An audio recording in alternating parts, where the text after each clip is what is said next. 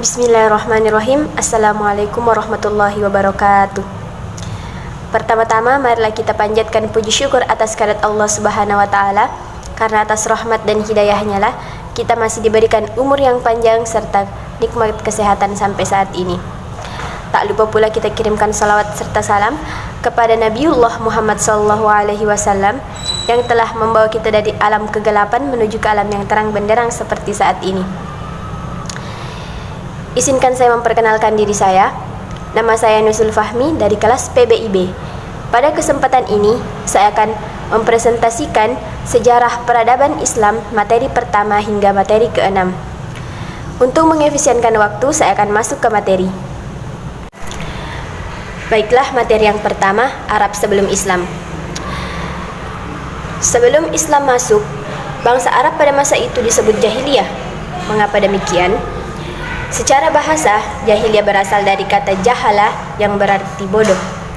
Pada masa itu mereka menjalani kehidupan mereka dengan sesat, tidak mematuhi norma-norma yang ada, bahkan beranggapan mulia bila ia membunuh anak mereka. Pada masa itu pula, perempuan menduduki derajat yang paling rendah, bahkan diibaratkan seperti hewan peliharaan.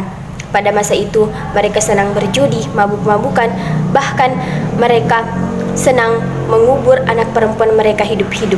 Itulah yang membuat mereka disebut sebagai kaum jahiliyah. Namun, apakah bangsa Arab pra-Islam juga bodoh dalam hal keilmuan?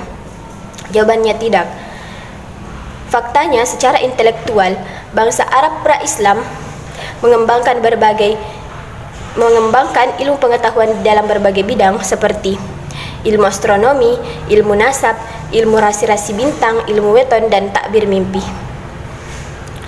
Maka dapat kita pahami bahwa bangsa Arab pra-Islam bukanlah bodoh, melainkan mereka itu membangkang terhadap kebenaran, tidak ingin menerima kebenaran yang disampaikan kepada mereka. Maka dari itulah mereka disebut kaum jahiliyah. Materi yang kedua, biografi Rasulullah SAW. Kelahiran Nabi Muhammad SAW. Nabi Muhammad SAW lahir pada tanggal 12 Rabiul Awal 570 Masehi yang bertepatan pada tahun gajah. Ia lahir dari seorang ibu yang bernama Aminah binti Wahab dan seorang ayah yang bernama Abdullah. Rasulullah lahir dalam keadaan yatim dikarenakan ayahnya yang meninggal sebelum ia lahir. Kemudian pengasuhannya dialihkan kepada ibu susuannya yang bernama Halimatus Sa'diyah sampai umurnya 4 tahun dan di bawah asuhan ibu kandungnya selama 2 tahun. Kemudian di usianya yang ke-6 tahun, ibunya pun meninggal dunia dan Rasulullah diasuh dan dijaga oleh kakeknya yang bernama Abdul Muthalib. Dikarenakan kakeknya sudah tua renta dan kemudian meninggal dunia, Rasulullah pun kemudian diasuh oleh pamannya yaitu Abu Thalib. Di usianya yang ke-25 tahun, Rasulullah pun ikut berdagang bersama pamannya ke Syam. Kemudian Rasulullah SAW melakukan perdagangan milik Khadijah. Selama di Syam, Rasulullah SAW diberi julukan Al-Amin, yaitu orang yang dapat dipercaya. Mengetahui bahwa Rasulullah merupakan pemuda yang amat sangat baik, memiliki kejujuran yang tinggi dan bertanggung jawab, Khadijah pun meminta agar Nabi menikahinya. Kemudian masa kerasulan. Di usianya yang ke-40 tahun, Nabi Muhammad menerima wahyu pertama, yaitu pada tanggal 17 Ramadan 611 Masehi di Gua Hira, yaitu Quran Surat Al-Alaq 1-5. Kemudian tidak lama turun wahyu kedua, yaitu Quran Surat Al-Mudaththir 1-7 yang merintahkan untuk melakukan dakwah secara sembunyi-sembunyi. Nabi pun melaksanakan dakwah secara sembunyi-sembunyi dengan hanya mendakwahkan kepada orang-orang terdekatnya seperti keluarganya dan sahabat-sahabat terdekatnya. Kemudian turun lagi wahyu Quran Surat Al-Hijr yang memerintahkan kepada Rasulullah untuk menyampaikan dakwahnya secara terang-terangan. Disitulah Rasulullah pun berhijrah. Disitulah Islam pun mulai berkembang dengan sangat pesat. Kemudian wafatnya Rasulullah SAW. Sepulang dari Haji Wada, Rasulullah sakit berhari-hari. Ia mengeluhkan kepalanya yang sangat sakit, dan beberapa hari kemudian pun Rasulullah wafat pada hari Senin 8 Juni 672 Masehi. Pada saat itulah para sahabat sangat terpukul dan merasakan kesedihan yang amat sangat karena orang yang menjadi contoh orang pemimpin umat Islam pada saat itu meninggal dunia.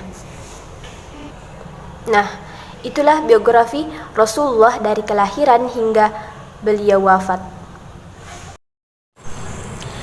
Materi ketiga, Islam periode Mekah dan Madinah. Adapun substansi dakwah Rasulullah SAW, yang pertama yaitu memurnikan akidah, yang kedua menanamkan kemuliaan akhlak, yang ketiga menegakkan keadilan dan persamaan derajat, kemudian yang terakhir mengajarkan adanya hari kiamat. Adapun dua strategi dakwah yang diterapkan oleh Rasulullah SAW, yang pertama yaitu dakwah secara sembunyi-sembunyi. Setelah turunnya wahyu Allah Subhanahu wa taala Quran surat Al-Mudaththir 1 sampai 7 yang memerintahkan untuk melaksanakan dakwah secara sembunyi-sembunyi, Rasulullah pun mulai melakukan dakwahnya dengan menyampaikan hanya kepada kerabat-kerabat terdekatnya. Kemudian strategi kedua yaitu dakwah secara terang-terangan. Setelah turun firman Allah Subhanahu wa taala yaitu Quran surat Al-Hijr ayat 94 sampai 96, Rasulullah pun mulai berhijrah dan menyampaikan segala yang diwahyukan Allah kepadanya kepada seluruh umat muslim. Selanjutnya, peristiwa Isra Miraj. Isra Miraj terjadi pada 27 Rajab. Peristiwa ini merupakan peristiwa yang sangat penting bagi umat Islam, karena peristiwa inilah di mana Rasulullah mendapatkan perintah untuk melaksanakan sholat 5 waktu sehari semalam. Isra merupakan perjalanan Rasulullah SAW di Masjidil Haram, Mekah menuju ke Masjidil Aqsa, Palestina. Kemudian Mi'raj merupakan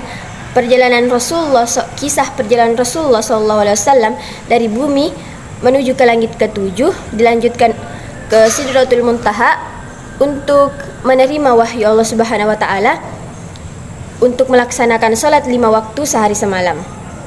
Maka dari itu, peristiwa ini merupakan peristiwa yang amat sangat penting bagi umat Islam. Kemudian selanjutnya, kemajuan-kemajuan yang dicapai Rasulullah SAW di Mekah. Rasulullah berhasil menghancurkan berhala-berhala dan memberantas kemusyrikan di Mekah pada masa itu. Dan kemajuan yang dicapai Rasulullah SAW pada saat di Madinah. Yang pertama yaitu membangun masjid, mempersaudarakan kaum Ansar dan kaum Muhajirin. Kemudian yang ketiga, dipersamakannya antara suku Khazraj dan suku Aus. Dan yang terakhir, membentuk kekuatan politik Islam. Itulah Islam periode Mekah dan Madinah. Materi keempat, peradaban Islam pada masa Khulafaur Rasyidin. Pasca Rasulullah SAW wafat, statusnya sebagai Rasulullah tidak dapat digantikan oleh siapapun. Namun, kedudukannya sebagai pemimpin umat Islam harus tergantikan. Sebagaimana kita ketahui, pengganti tersebut dinamakan Khulafaur Rasyidin, yaitu para pemimpin. Adapun para Khulafaur Rasyidin yang merupakan sahabat Nabi, yaitu yang pertama Khalifah Abu Bakar As-Siddiq, yang kedua Khalifah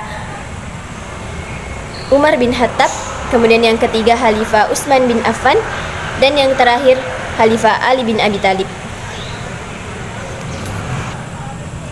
Merekalah yang menjadi pengganti Rasulullah SAW sebagai pemimpin umat Islam pada masa itu. Adapun pencapaian pada masa peradaban Khulafaur Rasyidin yaitu menjaga dan mengumpulkan Al-Quran pada masa Abu Bakar. Kemudian yang kedua, memberlakukan mushaf standar pada masa Utsman bin Affan. Kemudian yang ketiga, keseriusan dalam mencari dan mengajarkan Al-Quran dan Sunnah. Kemudian yang keempat, kekayaan negeri yang ditundukkan. Kemudian yang terakhir, pesatnya perkembangan ilmu pengetahuan. Nah, adapun persamaan dan perbedaan masa Khulafaur Rasyidin dan masa Rasulullah SAW. Pada masa Rasulullah SAW, ia menyampaikan wahyu dari Allah Subhanahu wa taala, sedangkan pada masa Khulafaur Rasyidin, mereka hanya melanjutkan posisi Rasulullah sebagai pemimpin umat Islam dan menyampaikan apa yang disampaikan oleh Rasulullah semasa hidup. Dan persamaannya yaitu, dari kedua hal tersebut adalah sama-sama membela agama Islam. Itulah tadi peradaban Islam pada masa Khulafaur Rasyidin. Materi kelima, masa pemerintahan dinasti Bani Umayyah dan Bani Abbasiyah. Adapun proses peralihan kekuasaan dinasti Bani Umayyah dan Bani Abbasiyah. Yang pertama yaitu proses peralihan pemerintahan Ali ke Muawiyah atau dinasti Bani Umayyah. Ali bin Abi Thalib merupakan khalifah setelah Utsman bin Affan, namun kedudukannya tidak pernah diterima oleh Muawiyah, sehingga Muawiyah melakukan propaganda dengan menuduh Ali sebagai dalang dari pembunuhan Utsman bin Affan. Hal tersebut menyebabkan beberapa peperangan, seperti salah satunya Perang Siffin, yang dimana kemenangan pun berpihak kepada Ali. Muawiyah pun tidak terima dan mengajak Ali untuk berdamai dan dengan merobek Al-Quran. Melihat kejadian tersebut, Ali pun menerima hal itu. Kemudian Muawiyah pun melakukan arbitrase, di mana Abu Musa Asy'ari sebagai perwakilan Ali mencopot jabatan Ali sebagai khalifah pada masa itu. Dan kemudian ternyata Amr bin As mengangkat Muawiyah sebagai khalifah pada saat itu. Kemudian yang kedua, peralihan Bani Umayyah ke Bani Abbasiyah. Dinasti Bani Umayyah mengalami kemunduran baik itu di bidang politik, ekonomi, dan sebagainya. Terlebih setelah kekuasaan Hisham Abdul Malik, tidak ada lagi khalifah yang dapat diandalkan, tidak ada khalifah yang dapat memberhentikan pemberontakan yang terjadi, sehingga kekuasaannya pun dengan mudah dikuasai oleh Bani Abbasiyah pada saat itu. Ditambah bangkitnya dinasti Abbasiyah yang semakin kuat dan pesat. Adapun kemajuan yang dicapai pada masa dinasti Abbasiyah dan dinasti Bani Umayyah. Dari Bani Umayyah yaitu pemisahan kekuasaan, pembagian wilayah, bidang administrasi pemerintah, organisasi keuangan, bidang arsitektur, dan bidang pendidikan. Dan pada masa Bani Abbasiyah yaitu mencapai kejayaan di berbagai bidang keilmuan, diantaranya berdirinya lembaga-lembaga pendidikan Islam yang berdiri pada dinasti Abbasiyah pada masa itu, seperti kutab, pendidikan rendah di istana, toko-toko kitab, rumah para ulama, majelis kesusastraan, badiah, rumah sakit, dan madrasah. Nah, itulah kemajuan-kemajuan yang terjadi pada masa dinasti Abbasiyah dan dinasti Umayyah. Materi ke-6, masa disintegrasi. Jadi, disintegrasi adalah suatu situasi yang dimana tidak adanya peraturan dan kesatuan dalam suatu masyarakat. Suekanto menyebutkan bahwa disintegrasi adalah keadaan yang ada dalam suatu masyarakat dalam situasi ketidakteraturan. Hal ini didasari pada memudahnya norma dan nilai yang ada pada masyarakat tersebut. Nah, apakah yang menjadi penyebab terjadinya disintegrasi? Yaitu akibat dari kebijaksanaan yang lebih menekankan pembinaan peradaban dan kebudayaan Islam daripada persoalan politik. Akibatnya, provinsi-provinsi tertentu di pinggiran mulai lepas dari genggaman penguasa Bani Abbasiyah dengan berbagai cara, diantaranya pemberontakan yang dilakukan oleh pemimpin lokal, dan mereka berhasil memperoleh kemerdekaan penuh. Itulah yang menyebabkan terjadinya disintegrasi dalam suatu masyarakat. Selanjutnya, munculnya dinasti-dinasti dalam Islam. Sejarah mencatat munculnya dinasti-dinasti dalam Islam terjadi akibat lemahnya pemerintah pusat dalam mengatur dan mengendalikan negara. Sehingga yang terjadi ketidakpuasan serta sikap kecewa yang dialami oleh sebagian kalangan elit politik setingkat gubernur yang memiliki pengaruh kuat di wilayahnya melakukan berbagai macam pemberontakan kepada pemerintah pusat.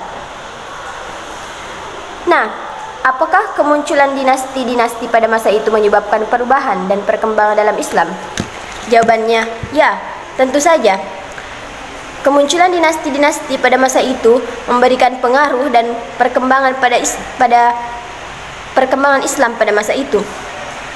Buktinya dengan adanya perkembangan dalam bidang keilmuan, dalam bangunan-bangunan pada masa itu. Jadi, kedatangan dinasti-dinasti pada masa itu tidak hanya memberontak, namun juga membawa perkembangan dan perubahan yang pesat bagi umat Islam pada masa itu. Jadi itulah pembahasan mengenai masa disintegrasi dan kemunculan dinasti-dinasti dalam Islam. Itulah tadi pembahasan mengenai sejarah peradaban Islam mulai dari materi pertama hingga materi ke-6. Dan saya berharap semoga video ini dapat bermanfaat dan menambah wawasan kita semua. Dan yang terakhir, saya mohon maaf apabila ada salah kata dalam penyampaian saya, karena sungguhnya kesempurnaan itu hanyalah milik Allah. Saya akhiri dengan kata akhirul kalam fasabarun jamil wallahu musta'an. Assalamualaikum warahmatullahi wabarakatuh.